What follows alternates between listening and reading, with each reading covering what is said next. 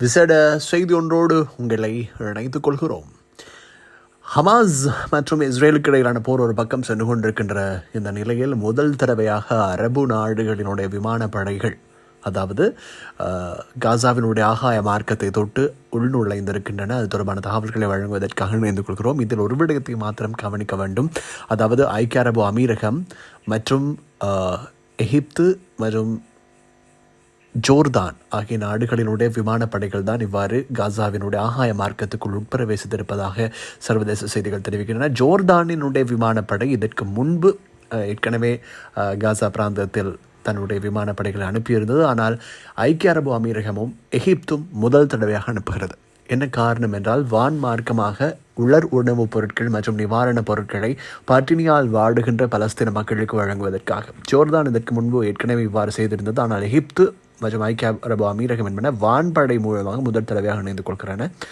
குறிப்பாக ஐக்கிய அரபு அமீரகம் ஏற்கனவே அவர்கள் வேறு வழிகளூடாக அவர்கள் உதவிப் பொருட்கள் ஏற்கனவே வழங்கியிருந்தாலும் முதல் தடவையாக விமான மூலமான வழங்கலில் ஈடுபட்டு கொண்டிருக்கிறார்கள். குறிப்பாக எகிப்து ஏன் மிக நீண்ட ஒரு எல்லையை காசாவுடன் பகிர்ந்து கொள்கிறது, ஆனால் இதுவரை அந்த மக்களினுடைய பட்டினியை போக்குவதற்கு காத்திரமான நடவடிக்கைகள் எடுக்கவில்லை என்று பல விமர்சனங்களுக்கு உள்ளாகி இருந்தது.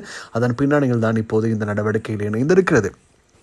அதாவது பலஸ்தீனத்திலே ஒரு பட்டினி நிலைமை இருக்கிறது, ஒரு பஞ்சம் நிலவுகிறது என்று உலகளாவிய நாடுகள் சொல்லும்போது இஸ்ரேல் மாத்திரம் கோரியிருந்தது அங்கே எப்படி ஒரு பட்டினியும் கிடையாது, மக்கள் நன்றாகத்தான் இருக்கிறார்கள் என்று. ஆனால் பார்க்கின்ற மக்களுக்கு தெரியும் இல்லை அங்கே என்ன நடக்கிறது என்று. அமெரிக்கா, இஸ்ரேலினுடைய துணையாள், அவர்களை குறிப்பிட்டிருந்தார்கள் இல்லை உண்மையிலேயே அங்கே பட்டினி இருக்கிறது என்று. இதனைத் தொடர்ந்து தான் அவர்கள் வலியுறுத்தப்பட்டிருந்தார்கள், உடனடியாக மனிதாபிமான நடவடிக்கைகளை முன்கொண்டு செல்வதற்கு உதவ வேண்டும், இஸ்ரேல் இல்லாவிட்டால் பல தடைகளை எதிர்கொள்ள வேண்டி ஏற்படும் என. நாங்கள் பிரத்யேகம் அவங்களுக்கு ஏற்கனவே ஒரு காணொலியை வழங்கியிருந்தோம். ஐரோப்பிய ஒன்றியம் கூட இப்போது அதற்கு இஸ்ரேலுக்கு பல தடைகளை விதித்து விட்டது. அதற்கு காரணம் அவர்கள் முறையாக செயற்படாமை. இந்த நேரத்திலே தான் இன்னும் ஒரு செய்தியும் இதனுள் செலுத்திக் கொள்ளணும். பிரித்தானிய பிரதமர் அவர்களும் தெரிவித்திருக்கிறார், பிரான்ஸ் ஜனாதிபதியைப் போலவே செப்டம்பரில் தாங்களும் பலஸ்தீன் அங்கீகரிக்க இருப்பதாக. இஸ்ரேல் என்ற ஒரு நாட்டை உருவாக்கியவர்களே அவர்கள்தான். சரி, அது அப்படி இருக்கட்டும். இந்த நிலையிலே இப்போது அரேபிய படைகள் இவ்வாறு ஆகாய மார்க்கமாக இப்போது கிட்டத்தட்ட 50க்கும் மேற்பட்ட உணவு கண்டெய்னர்கள் அல்லது கொள்கலன்களை இவ்வாறு ஆகாய மார்க்கத்திலிருந்து வான் பாதுகாப்பு முறைமைகளின் கருத்தில் கொண்டு தூவி இருப்பதாக தெரிவிக்கப்படுகிறது. இஸ்ரேல் குறிப்பிட்டிருக்கிறது தங்களினுடைய அனுமதியின் பேரில் அவர்கள் இதனை செய்திருக்கிறார்கள் என்று. தரைவழி மார்க்கமாக இலகுவாக பொருட்களை கொண்டு செல்வதற்கான வசதிகள் இருந்தும் இஸ்ரேல் அதை தடை செய்திருந்தது.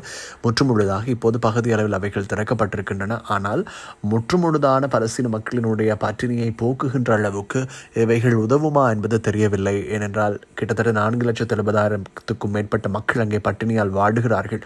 இவர்களில் 90,000 அதிகமான மக்கள் உடனடி போஷாக்கு தேவையோடு இருக்கிறார்கள். ஆகவே அந்த 4,70,000 பட்டினியால் வாடும் மக்களுக்கு எப்படி இது உதவ போகிறது என்பது தெரியவில்லை.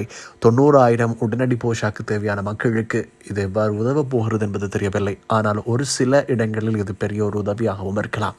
ஆகவே பலஸ்தீன மக்களுக்கு நேரடியாக இலங்கை, இந்தியா போன்ற நாடுகளில் இருந்து உதவிகளை அனுப்புவதற்கான திட்டங்கள் இல்லை. அதாவது அவர்களுடைய தூதரகங்கள் மூலமாக அல்லது சர்வதேச நிதியங்கள் மூலமாகத்தான் அவர்களுக்கு அனுப்பலாம். நேரடியாக யாருக்கும் சில நாடுகளில் இருக்கக்கூடிய மக்களுக்கு உதவலாம் என்பது போன்று அங்கு முடியாது. ஆகவே உங்களால் முடிந்தால் பலஸ்தீன தூதரகத்தை தொடர்பு கொள்ளுங்கள். அவர்கள் மூலமாக ஏதேனும் ஒன்றை செய்வதற்கு முன்வாருங்கள். உங்களால் முடிந்தளவு உதவியை அவர்களுக்கும் வழங்குங்கள் என்பதனை அன்போடு இந்த நேரத்தில் ஞாபகப்படுத்திக் கொள்கிறோம். தொடர்ந்து இணைந்திருங்கள் அன்பான நேயர்களே.